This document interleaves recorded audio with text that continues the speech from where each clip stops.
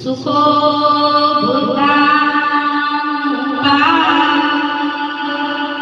सुखा सदमदेशना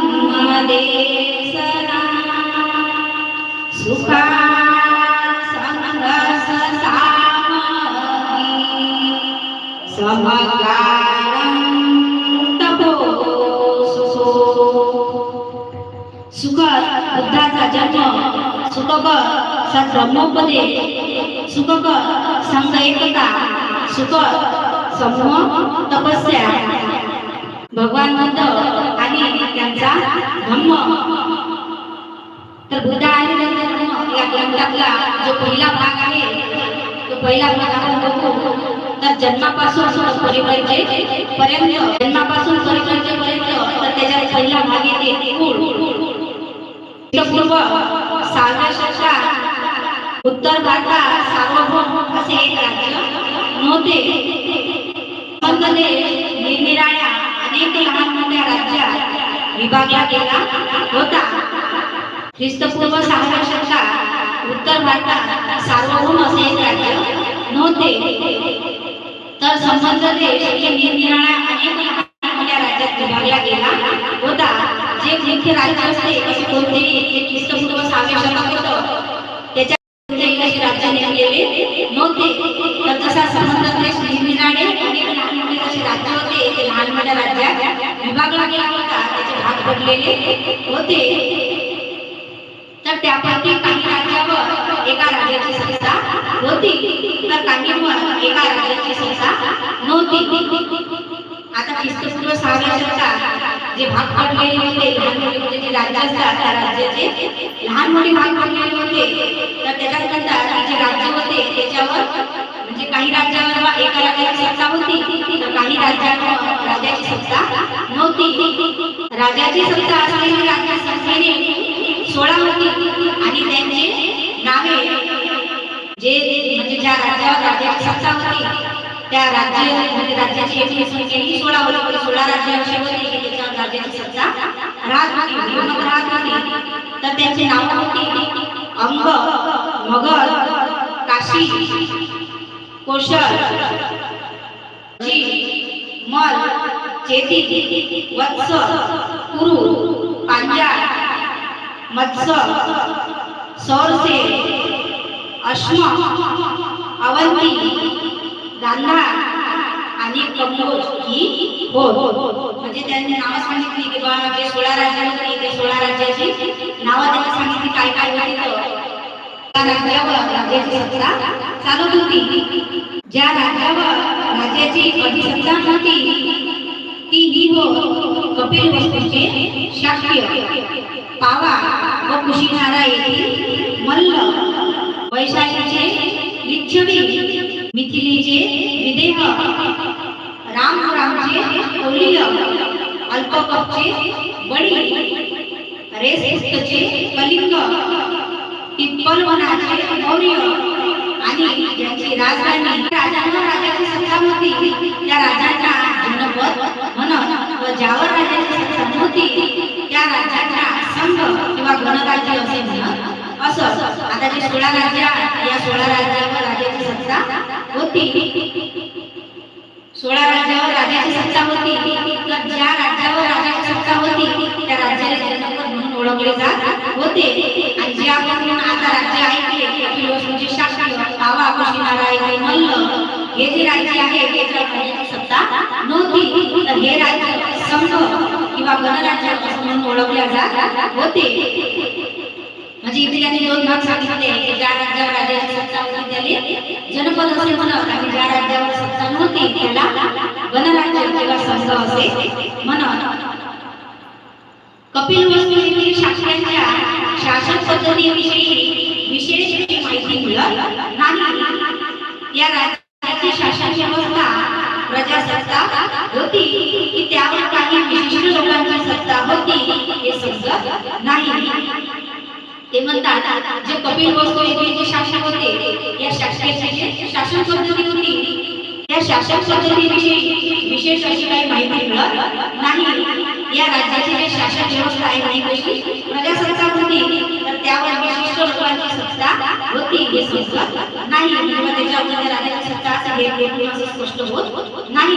तथापि हे मात्र निश्चित की शासनाच्या गणतंत्र राज्यात अनेक राजवंश होते व ते आळोपाळीने राजसत्ता चालवीत होते. ते म्हणतात तथापि म्हणजे एवढं निश्चित आहे म्हणजे ते सांगू शकत नाही की त्यांची शासन पद्धती होती याच्याबद्दल आपल्याला विशेष माहिती नाही. पण ते म्हणतात हे निश्चित आहे की शासनाच्या गणतंत्र राज्यात अनेक राजवंश होते ते राजवंश होते ते आळोपाळीने म्हणजे एकमेकाच्या बदलीत एकाच्या राज्याची सत्ता पाळण्यात आली की नंतर दुसरा राजा राज्य करत असे आळोपाळीने राजसत्ता करीत होते.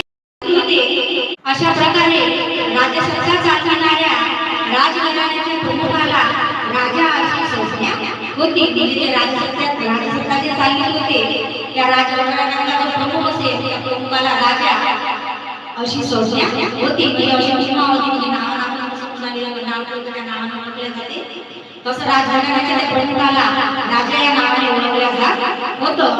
सिद्धार्थ गौतमाच्या जन्माच्या वेळी राजपद धारण करण्याच्या पाळी शुद्धोधनाची होती. म्हणजे जेव्हा सिद्धार्थ गौतमाचा जेव्हा जन्म व्हायचा होता त्याची जन्माची जेव्हा वेळ होती तेव्हा जे राजपद आहे ते सांभाळण्यासाठी सत्ता चालवण्याचं जे राजपद आहे धारण करण्याचं त्याची पाळी शुद्धोधन राजाची होती.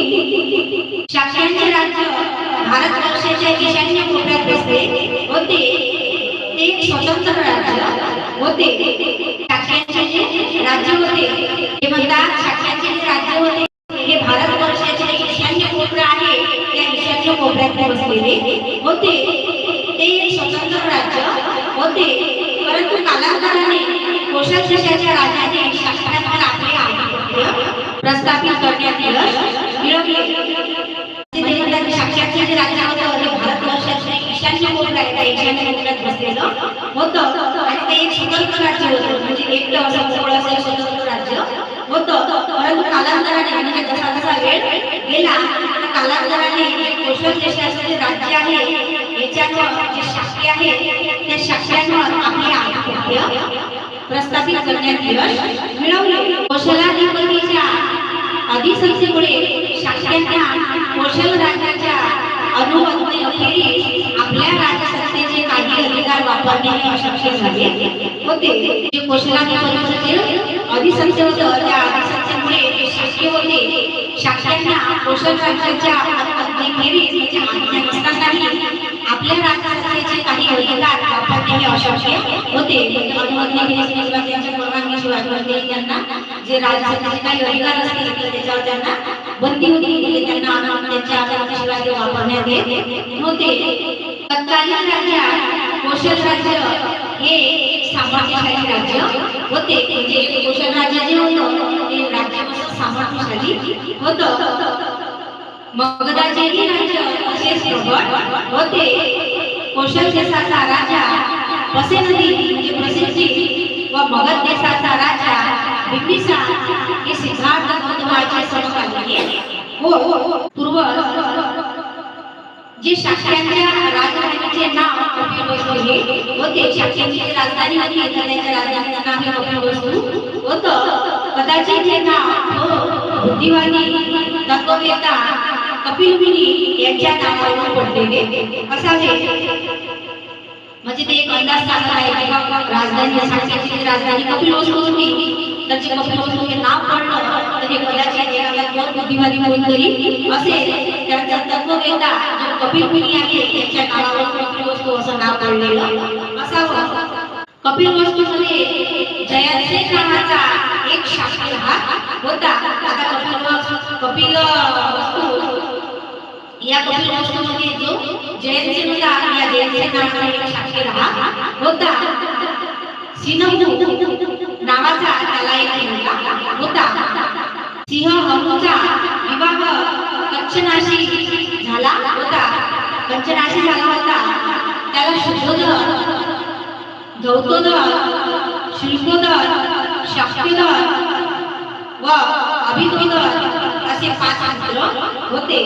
कपिलवस्तूमध्ये जो जयसेन नावाचा जो एक शाक्य राहत होता त्या शाक्याला म्हणजे सिंह हनु असं त्याचं नाव होतं. तर त्या सिंह हनुचा विवाह त्याचं लग्न कच्छनाशी झाला होता. त्याचं लग्न कच्छनाशी झालं होतं, तर त्याला 5 पोरं होती, म्हणजे 5 पुत्र होती. तर त्या पुत्राची नावं शुद्धोधन, गौतोधन, शुल्कोधन, शाक्योधन व अभितोधन असे ते 5 पुत्र होते.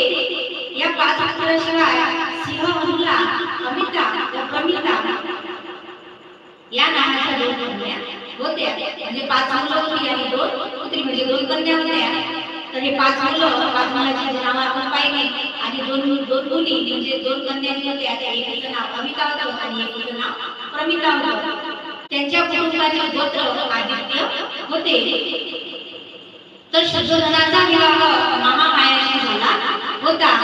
तिच्या पित्याचे नाव अज्जल व आईचे नाव सुलक्षणा असे होते. अज्जल हा कोरिया वंशाची होता. तो देवलह नावाच्या गावी राहत होता. आता जे आपण म्हणजे सिंहमनु जे पाहिलं, सिंहमनुला 5 पुत्र होते, म्हणजे 5 पोरं होती. तर त्यातला एक शुद्धोधन. शुद्धोधनाचा विवाह महामायाशी झाला होता. म्हणजे जे तथागत बुद्धांच्या सिद्धार्थाचे वडील आहेत, त्यांना 5 भाऊ आणि 2 बहिणी होत्या. तर त्यातला एक शुद्धोधन, हा समजा शुद्धोधन हे मोठे होते होते. तर त्याचं जे लग्न आहे, विवाह जे आहे ते महामायाशी झाला होता. तर तिच्या पित्याचे नाव म्हणजे महामाया आहे, महामायाच्या पित्याचे नाव अजन्य व आईचे नाव सुलक्षणा असे होते. आणि शुद्धोधन जे आहे, शुद्धोधनाच्या वडिलांचं नाव सिंहमनु आणि आईचे नाव कच्छना असं होतं. अजन्य हा कोलिय वंशाची होता. तो देवलह नावाच्या गावी राहत होता. शुद्धोधन हा मोठा योद्धा होता. जेव्हा शुद्धोधनाने शूरपणा दाखविला, तेव्हाच त्याला दुसरी पत्नी करण्याची अनुमती देण्यात आली. म्हणजे शुद्धोधन होते, शुद्धोधन हे मोठे योद्धा होते. तर जेव्हा शुद्धोधनाने म्हणजे त्यांचा शूरपणा दाखवला, तेव्हा त्याला म्हणजे दुसरी पत्नी किंवा दुसरा विवाह तुम्ही करू शकता. दुसरी पत्नी करण्याची अनुमती, परवानगी देण्यात आली. त्याने दुसरी पत्नी म्हणून महाप्रजापतीची निवड केली. ती महामायेची मुलगी होती. म्हणजे त्यांचा विवाह जो महामायेशी झाला होता. अगोदर जो महामायेशी त्यांचा विवाह झाला होता, तर ते मोठे युद्ध होते. तर म्हणजे स्वतःला त्यांना असं म्हणजे काय म्हणतात, खूप साबित करायला लागलं की आपण एक शिवसा योद्धा आहो. तर ते जेव्हा त्यांनी सिद्ध केलं, तर तेव्हा त्यांना दुसरं लग्न, दुसरा विवाह करण्याची परवानगी देण्यात आली. तर मग त्यांनी दुसरा विवाह केला. दुसरा विवाह प्रवेश केला. तर जे महामाया यांचे बहीण महाप्रजापती यांचे त्यांनी दुसरा विवाह केला. म्हणजे त्यांची निवड केली, विवाह करण्यासाठी महाप्रजापतीची निवड केली. आणि महाप्रजापती ही महामायेची बहीण होती. शुद्धोधन हा फार श्रीमंत होता. त्याच्या मालकीची भूमी विस्तृत होती व त्याचे पुष्कळ लोक चाकत होते. आता शुद्धोधन जे होते, शुद्धोधन फार श्रीमंत होते. म्हणजे त्यांच्याजवळ कशाची कमी नव्हती. त्यांच्या मालकीची भूमी म्हणजे जमीन आहे विस्तृत होती व त्याचे पुष्कळ लोक चाकत होते. असे म्हणतात की त्याच्या मालकीची जमीन नांगरण्यासाठी 1000 नांगर चालत असत. म्हणजे एका वेळेला जेव्हा त्यांची जेवढी मालकीची त्यांची जमीन असेल, तर त्याच्यात जर त्यांना नांगर करायचं असेल, तर एका वेळेला त्या शेतीमध्ये 1000 नांगर असे चालत होते. एवढी त्यांची शेती म्हणजे एवढी त्यांची जमीन त्यांच्याकडे होती. तो ऐशोआरामात राहत होता आणि त्यांचे अनेक महाल होते. जे शुद्धोधन होते त्यांच्याकडे एवढे ऐशोआराम होते की त्यांच्याजवळ अनेक महाल असे होते. तर जन्म शुद्धोधनाला सिद्धार्थ गौतम हा पुत्र झाला. त्याच्या जन्माची कथा अशी आहे. म्हणजे त्यांनी सुरुवातीला सांगितलं आहे की शुद्धोधन आहे, त्या शुद्धोधनाला सिद्धार्थ गौतम नावाचा पुत्र झाला. तर त्याच्या जन्माची जी कथा आहे ती कथा समोर सांगितलेली आहे. शाक्य लोकात प्रतिवर्षी आषाढ महिन्यात येणारा एक उत्सव पाडण्याची प्रथा होती. सर्व शाक्य लोक आणि त्याप्रमाणे राजघराण्यातील मंडळी हा महोत्सव साजरा करीत असत. म्हणजे आषाढ महिना लागला की त्या आषाढ महिन्यामध्ये एखादा उत्सव सण साजरा करतो आपण, ते सण साजरा करण्याची प्रथा परंपरा होती. तर सर्व साक्षी लोक म्हणजे जेवढे काही साक्षी लोक असतील आणि त्या साक्षी लोकांनी तिथे राजघराण्याची मंडळी म्हणजे जेवढे काही राजघराण्याचे जेवढे काही सदस्य असतील ते तो महामहोत्सव साजरा करीत होते. हा महोत्सव 7 दिवस साजरा करण्याची पद्धत होती. म्हणजे जसा एखादा सण म्हटलं आपण 1-2 दिवस तसा हा जो महोत्सव आहे, हा जो उत्सव आहे, हा 7 दिवस एकसारखा साजरा करण्याची त्यांची पद्धत होती. म्हणजे त्यांचा असा नियम होता की हा उत्सव आपण 7 दिवस साजरा करायचा. एकदा महामाईने हा महोत्सव मोठ्या थाटामाटात पुष्पमाला सुगंधादी वस्तूंचा उपयोग करून परंतु मद्यपानादी उत्तेजक वस्तू वर्ज्य करून साजरा करण्याचे ठरविले. म्हणजे जी महामाया आहे, महामाया त्यांनी असं ठरवलं होतं की आपण हा उत्सव मोठ्या थाटामाटात साजरा करायचा. साजरा कसा करायचा तर पुष्पमाला सुगंधी द्रव्य असतील, सुगंधादी वस्तू जी असतील त्याचा उपयोग करून परंतु मद्यपानादी उत्तेजक वस्तू ज्या वर्ज्य करायच्या. याची परवानगी किंवा याची परवानगी जी आहे याची परवानगी आपण द्यायची नाही. हे आपण वस्तू वर्ज्य ठेवून सजावटाने पुष्पमालांनी आणि जे सुगंधित जे वस्तू आहे याचा वापर करून आपण हा उत्सव साजरा करावा असं महामायाने ठरवलं होतं. उत्सवाच्या 7व्या दिवशी ती भल्या पहाटे उठली. सुगंधी पाण्याने तिने आंघोळ केली. दान धर्मार्थ 4 वर्ष मोहरा तिने देवी म्हणून वाटले. त्या महामाईने हा महोत्सव मोठ्या थाटामाटात पुष्पमाला सुगंधादी वस्तूंचा उपयोग करून परंतु मद्यपानादी उत्तेजक वस्तू वर्ज्य करून साजरा करण्याचे ठरवले. तर उत्सवाच्या 7व्या दिवशी ती भल्या पहाटे उठली. आता शुद्धोदनाची जी पत्नी आहे महामाया ती उत्सवाच्या 7व्या दिवशी भल्या पहाटे उठली. सुगंधी पाण्याने तिने आंघोळ केली. आता उत्सवाचा दिवस सुरू झाला म्हणजे पहिला दिवस आहे. भल्या पहाटे सकाळी उठली आणि उत्सव सुरू म्हणजे साजरा करण्यासाठी तिने सर्वात प्रथम सुगंधी पाण्याने स्वतःची आंघोळ केली. दान धर्मार्थ 4 वर्ष मोहरा तिने देवी म्हणून वाटल्या. आता आपण दान धर्म केला पाहिजे तर दान धर्म करून 4 वर्ष मोहरा तिने देवी म्हणून म्हणजे दान म्हणून तिनं वाटल्या. तर मौल्यवान अलंकार घालून साज शृंगार केला. म्हणजे अलंकार घातले, सोनं दागिने जे काय आहे ते परिधान केलं आणि आवडीच्या पदार्थाचे सेवन केले. जे आवडीचे जेवण आहे या पदार्थाचं सेवन केलं व व्रताचरण करून निद्रेसाठी कलात्मकतेने सजविलेल्या शैव मंदिरामध्ये गेली. त्या रात्री शुद्धोदन व महामाया यांचा एकांत होऊन महामायेला गर्भसंभव झाला. पलंगावर बसली असताना ती तशीच झोपी गेली. निद्राधीन असताना तिला स्वप्न पडले. आता जेव्हा महामाया म्हणजे साज शृंगार करून आपल्या आवडीचे पदार्थ सेवन करून आणि व्रताचरण करून निद्रेसाठी म्हणजे झोपेसाठी कलात्मकतेने सजविलेल्या शयन मंदिरात गेली. आता शयन मंदिर म्हणजे जसं आपल्या झोपण्याची खोली जी आराम करायची खोली असते त्या शयन मंदिरात महामाया गेली. त्या रात्री शुद्धोदन व महामाया यांचा एकांत होऊन महामायेला गर्भसंभव झाला. पलंगावर कोणती असताना ती तशीच झोपी गेली. निद्राधीन असताना तिला स्वप्न पडले. म्हणजे जेव्हा ती झोपी होती निद्राधीन होती तेव्हा महामायेला स्वप्न पडले. तर स्वप्न असे पडले की स्वप्नात तिला असे दिसले की चतुर्थी पालाने आपल्याला निद्रेची स्थिती मंचकासह उचलले आणि हिमालयाच्या माथ्यावर नेऊन एका विशाल शाल वृक्षाखाली ठेवून ते बाजूला उभे राहिले. तर जी महामाया आहे ती महामाया जेव्हा झोपी गेली म्हणजे निद्रेत असताना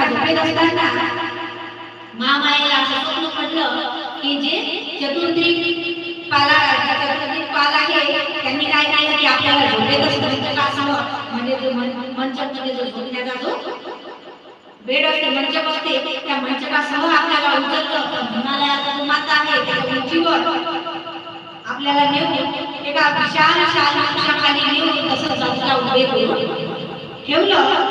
त्यानंतर चतुर्दिक्पालांच्या स्त्रिया तिच्या जवळ आल्या व त्यांनी तिला मानस सरोवराकडे नेले. आता चतुर्दिक्पालांच्या ज्या स्त्रिया आहेत ते महामायेला असं पुन्हा आपलं स्वप्न पडलं की बाकी स्त्रिया ज्या आहेत ते महामायेजवळ किंवा माझ्याजवळ आल्या आणि मला तिथून जे मानस सरोवर आहे त्या मानस सरोवराकडे मला नेलं. त्यांनी तेथे तिला अभयंकर स्नान घालून तिची वेशभूषा केली. म्हणजे अभयंकर स्नान केलं, महामायेचं अभयंकर स्नान केलं आणि वेशभूषा म्हणजे तिची तयारी करून दिली. तिला त्यांनी सुगंधी द्रव्य लावून फुलांनी असे सजवले की ती पुन्हा दिव्य शक्तीने स्वागत करावयास तयार झाली असे वाटावे. म्हणजे ते जे स्त्रिया होत्या त्या स्त्रियांनी त्या महामायेचं म्हणजे अभयंकर स्नान करून एवढी वेशभूषा तिची करून दिली, म्हणजे तयारी करून दिली की त्या महामायेचे जणू वाटत होतं की कोणती तरी दिव्य शक्ती येणार आहे. दिव्य शक्तीचं जसं आपण स्वागत करतो अशी दिव्य शक्तीने स्वागत करावयास जशी तयार झाली आहे असं तिला वाटत होतं. या सुमेध नावाचा एक बोधिसत्व तिच्या पुढे प्रकट झाला व तिला म्हणाला. आता जेव्हा महामाया जेव्हा बघत असते तेव्हा सुमेध नावाचा एक बोधिसत्व महामायेकडे प्रकट झाला आणि महामायेला म्हणाला, मी माझा शेवटचा जन्म पृथ्वीवर घेण्याचे ठरविले आहे. तू माझी माता होण्यास कबूल होशील का? तिने उत्तर दिले. आता जे महामायेला स्वप्न पडलं एक सुमेध नावाचा बोधिसत्व आहे तो माझ्याकडे प्रकट झाला आणि महामायेला म्हणत आहे की माझा हा जो शेवटचा जन्म आहे आम्ही पृथ्वीवर घेण्याचं ठरवलं आहे. म्हणजे मी असा विचार केला की माझा हा शेवटचा जो जन्म आहे आम्ही पृथ्वीवर घेतला पाहिजे. तर तू माझी माता म्हणजे माझी आई होण्याची तुझी कबुली देशील का? म्हणजे तुझी संमती आहे का की मी तुझ्या गर्भात तुझ्या कुशीत जन्म घेतला पाहिजे? तर महामायेने उत्तर दिले मोठ्या आनंदाने. त्याच क्षणी महामायेला जाग आली. म्हणजे जसं काही त्या सुमेध बोधिसत्वानं जसं महामायेला विचारलं की तू माझी माता होण्यास तू कबुली देशील का? तर जेवढेही आनंदाने महामायेनं हो असा होकार दिला, जेवढेही आनंदाने तिने उत्तर दिलं त्याच क्षणी महामाया जागी झाली. म्हणजे ज्या आनंदाने त्याने होकार दिला त्या होकार देता क्षणी महामायेची जी झोप आहे ती झोप उघडली. दुसऱ्या दिवशी सकाळी महामायेने आपले स्वप्न शुद्धोधनास सांगितले. आता महामायेला ज्या अगोदर रात्री स्वप्न पडले ते स्वप्न महामायेने शुद्धोधनास सांगितले. अर्थबोध न झाल्या शुद्धोधनाने स्वप्नविद्येत पारंगत असलेल्या सुप्रसिद्ध 8 ब्राह्मणांना बोलावून घेतले. आता महामायेने शुद्धोधनाला स्वप्न सांगितलं की रात्री मला असं स्वप्न पडलं. पण शुद्धोधनाला ते काही स्वप्न जे आहे ते स्वप्न समजलं नाही किंवा म्हणजे त्या स्वप्नाचा ठळक जो अर्थ आहे तो अर्थ काही शुद्धोधनाला समजला नाही. तर तो अर्थ न समजल्यामुळे शुद्धोधनाने काय केलं, आता स्वप्नविद्येत म्हणजे जी विद्या आहे स्वप्नाच्या विद्येत म्हणजे म्हणतात ना स्वप्न पडले की असं होते, तर त्या स्वप्नविद्येत जो पारंगत आहे म्हणजे ज्याला त्या स्वप्नविद्येचं ज्ञान आहे अशा 8 प्रसिद्ध ब्राह्मणांना त्यांनी त्यांच्या महालामध्ये बोलावून घेतलं. तर जे 8 ब्राह्मण जे 8 सुप्रसिद्ध ब्राह्मण जे महालात आले होते तर त्यांची नावं होती राम, धन, लखन, मंती, यज्ञ, सुयाम, भो व सुदत्त ही 8 नावे त्या जे ब्राह्मण होते सुप्रसिद्ध जे स्वप्नविद्येचे पारंगत होते त्या 8 ब्राह्मणांची नावं आहे. शुद्धोधनाने त्यांच्या स्वागताची योग्य तयारी केली. म्हणजे ज्या पद्धतीने त्यांच्या स्वागताची तयारी करायला पाहिजे त्या पद्धतीने आता शुद्धोधनाने त्यांच्या स्वागताची तयारी त्या ब्राह्मणांच्या स्वागताची तयारी केली. तर त्याने सेवकांकडून जमिनीवर फुलांचे सडे घालून त्या ब्राह्मणासाठी उच्च आसने मांडली. म्हणजे आता ब्राह्मण येणार आहेत आपल्या स्वप्नाचा जे महामायेला स्वप्न पडलं त्या स्वप्नाचा अर्थ आपल्याला सांगणार आहे. तर त्यांनी तयारी काय केली, तर जमिनीवर त्यांनी फुलांचा सड पसरवला जमिनीवर आणि ब्राह्मणांसाठी उच्च आसन जे आहे त्या उच्च आसनाची व्यवस्था केली त्यांना बसण्यासाठी. तर त्या ब्राह्मणाची पात्रे सोन्या चांदीने भरून मधुयुक्त व साखर मिश्रित दूध भाताचे सुग्रास भोजन देऊन केले. सोन्या चांदीचे पात्र त्यांनी त्या म्हणजे जे ब्राह्मण होते त्यांच्या भोजनाची व्यवस्था त्यांनी सोन्या चांदीच्या पात्रामध्ये केली आणि साखर मिश्रित दूध भाताचे सुग्रास भोजन देऊन संतुष्ट केले.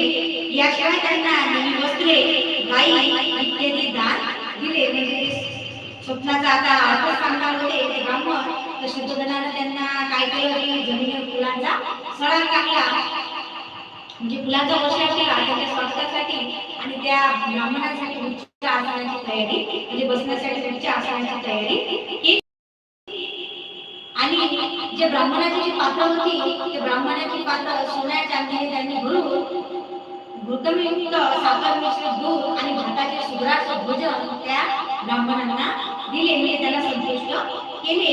याशिवाय त्यांना नवी वस्त्रे म्हणजे नवीन कपडे जे आहेत नवीन वस्त्र हे त्यांना शुद्धोधनाने दान दिले. आणि गाई सुद्धा शुद्धोधनाने त्या ब्राह्मणाला दान दिले. ब्राह्मण संतुष्ट झाल्यावर शुद्धोधनाने महामायेला घडलेले स्वप्न त्यांना सांगितले आणि तो म्हणाला, या स्वप्नाचा अर्थ मला सांगा. आता ब्राह्मण संतुष्ट झाल्यावर म्हणजे अगोदर त्यांना सर्व संतुष्ट केलं आणि ब्राह्मणाला पूर्णपणे संतुष्ट झाले. त्यानंतर शुद्धोधनाने महामायेला स्वप्न पडलं, ते स्वप्न त्या ब्राह्मणांना सांगितलं आणि तो म्हणाला, या स्वप्नाचा अर्थ मला सांगा. नंतर शुद्धोधनाने सांगितलं की हे स्वप्न जे मला पडलेलं आहे या स्वप्नाचा अर्थ तुम्ही आता मला सांगा. राजा चिंता करू नको, ब्राह्मण म्हणाले. जेव्हा शुद्धोधनाने त्या ब्राह्मणांना स्वप्न सांगितले तेव्हा त्या ब्राह्मणाने काय म्हटलं की राजा चिंता करू नको, तुला एक असा पुत्र होईल की जर तो संसारात राहिला तर तो सार्वभौम सम्राट होईल. जर तो संसारात राहिला म्हणजे संसारात जर तो रमला तर तो सार्वभौम सम्राट होईल. पण संसाराच्या पूर्वी जर तो संन्यासी झाला तर तो विश्वातील अज्ञान अंधकार नाहीसा करणारा भगवान बुद्ध होईल. आता जे ब्राह्मण आहे त्या ब्राह्मणाने दोन समजा असं म्हणत की राजाला चिंता करू नको, पण त्यांनी दोन जी वैशिष्ट्य सांगितली आहे ते म्हणजे कसं की जर तो संसारात जर रमला तर तो अशा सम्राट होईल, सार्वभौम सम्राट होईल. आणि जर म्हणजे जर तुमच्या मुलाने जर संसार त्याग केला तर संन्यासी झाला तर तो विश्वातील म्हणजे पूर्ण जगातील पूर्ण विश्वातील अज्ञान दूर करणारा अंधकार दूर करणारा भगवान बुद्ध होईल. असे ब्राह्मण त्या शुद्धोधनाला राजा शुद्धोधनाला सांगतात. पात्रातील तेलाप्रमाणे महामायेने 10 महिने बोधिसत्वाला आपल्या गर्भात केले. आता गर्भ 9 महिन्याचा असते पहिल्या ग्रंथामध्ये दिलेला आहे किंवा पात्रातील तेलाप्रमाणे महामायेने 10 महिने बोधिसत्वाला आपल्या गर्भात धारण केले. 10 महिने महामायेला गर्भ राहिला. तिला प्रस्तुतीकाळ जवळ येऊ लागतात प्रस्तुतीसाठी आपल्या माहेरी जाण्याची तिने इच्छा व्यक्त केली. आता प्रस्तुतीसाठी जसं माहेरी जातात तसं महामायेने सुद्धा शुद्धोधनाजवळ आपली इच्छा व्यक्त केली की बा आता माझा प्रस्तुती काळ जवळ येत आहे तर मला माझ्या माहेरी जाण्याची इच्छा आहे. अशी इच्छा महामायेने शुद्धोधनाजवळ व्यक्त केली. आपल्या पतीला ती म्हणाली, माझ्या पित्याच्या देवदहन नगरीला मी जाऊ इच्छिते. आता त्यांचे पिता जिथं राहत होते देवदहन नगरीला मी जाऊ इच्छिते, म्हणजे माझी इच्छा आहे की माझी प्रस्तुती तिथं झाली पाहिजे. माझ्या शुद्धोधन होता तुझ्या इच्छेप्रमाणे होईल. राजाने उत्तर दिले. सोन्याच्या पालखीत बसून शुद्धोधनाने मोठ्या लवाजण्यासही तिला तिच्या पित्याच्या घरी पाठवले. आता महामायाला त्यांनी परवानगी दिली की ठीक आहे बाई तुझी इच्छा आहे तर तुझे जे पिता आहेत म्हणजे देवदहन नगरीला जे तुझे पिता राहतात तुझ्या प्रस्तुतीसाठी तिथे तू जाऊ शकतेस अशी त्यांनी परवानगी दिली. तर परवानगी दिल्यानंतर काय झालं की सोन्याची पालखी आहे शुद्धोधनाने सोन्याची पालखी महामायेसाठी तयार केली आणि त्या सोन्याच्या पालखीत बसून मोठ्या लावजनासही तिच्या सोबत व्यवस्था करून त्यांच्यासोबत पाठवून आणि सोन्याच्या पालखीमध्ये बसून तिला तिच्या घरी म्हणजे तिच्या वडिलांच्या घरी पाठवले.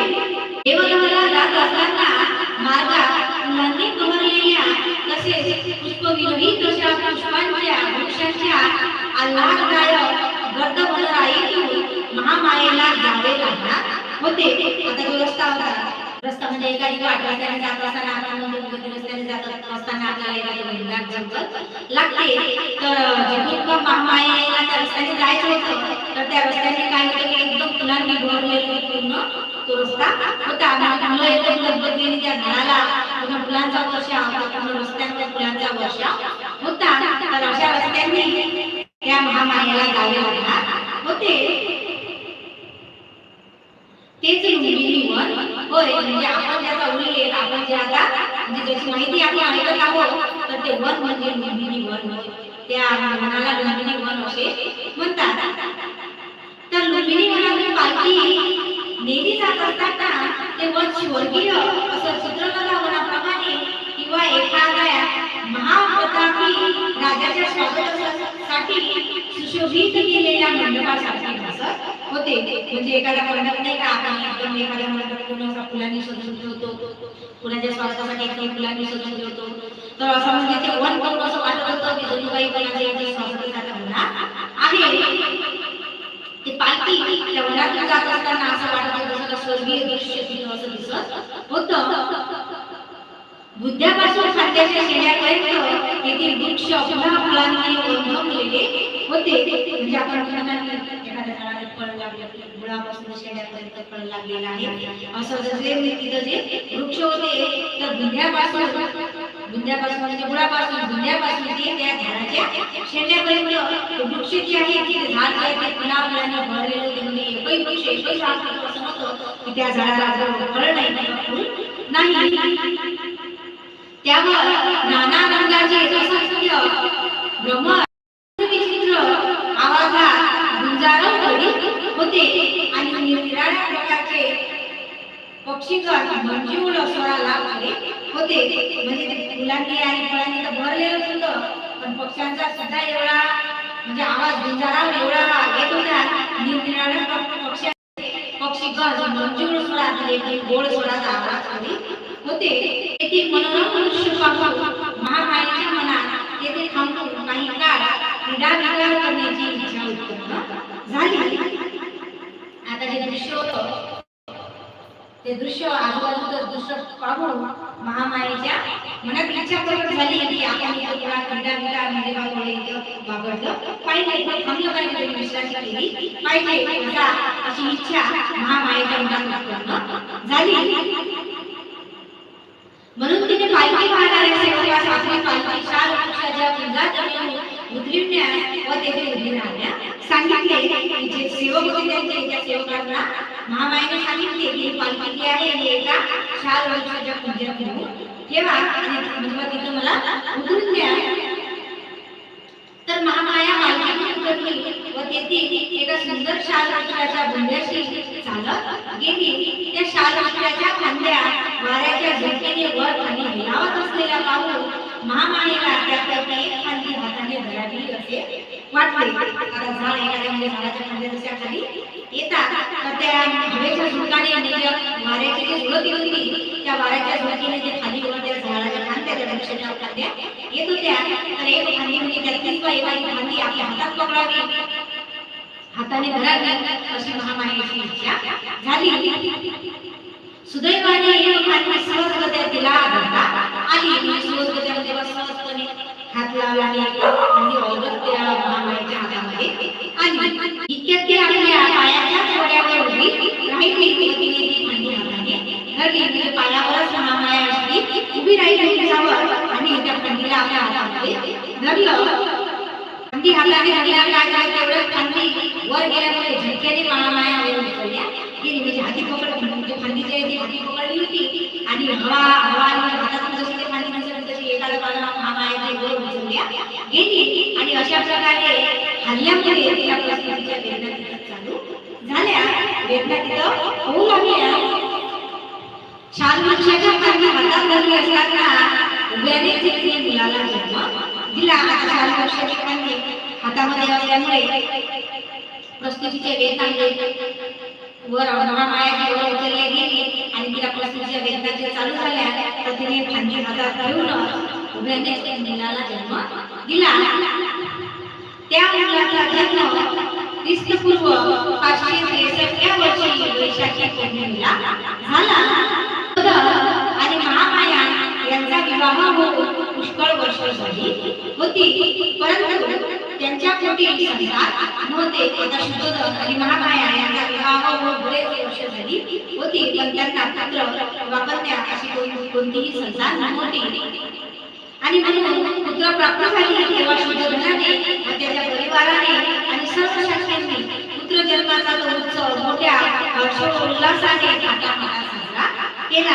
म्हणजे आता लग्नाला एवढं वर्ष झाली, विवाहाला एवढं वर्ष झाली तरी त्यांना संतान नव्हती, त्यांना पुत्र नव्हतं. तर एवढ्या वर्षांनी आपल्याला पुत्र प्राप्ती झाली, तर हा जो उत्सव आहे हा त्यांनी मोठ्या हर्षोल्लासाने पूर्ण थाटामाटात साजरा केला. आणि सर्व शास्त्रांनी पुत्र जन्माचा उत्सव मोठ्या हर्षोल्लासाने थाटामाटात साजरा केला. पुत्र जन्माच्या या वेळी कपिलवस्तूचे राजपद भूषविण्याची पाळी शुद्धोदनाची होती. म्हणजे कपिलवस्तूचे जे राजपद म्हणजे आपण अगोदर जसं पाहिलं की राजाचे वगैरे आडीपाडीने राज्य करत होते, तर कपिलवस्तू राज्य करण्याचे राजपद भूषविण्याची पाळी शुद्धोदनाची होती. अर्थातच त्यामुळे त्या बालकाला युवराज म्हणून संबोधण्यात येऊ लागले. म्हणजे जो पुत्र झाला त्या पुत्राला युवराज असे नाव संबोधण्यात येऊ लागले. जे आपल्या अशी मुलीचे आगमन बुद्ध आणि त्यांचा धर्म या धर्माचा प्रचार करण्यासाठी आपण प्रतिज्ञा करूया.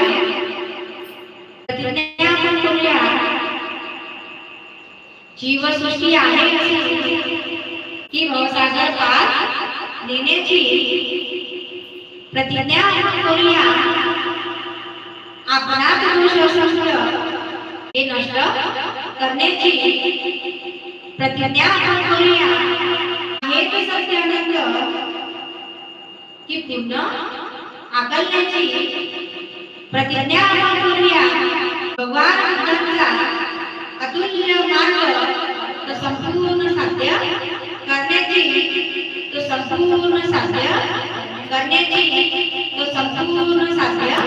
करण्याची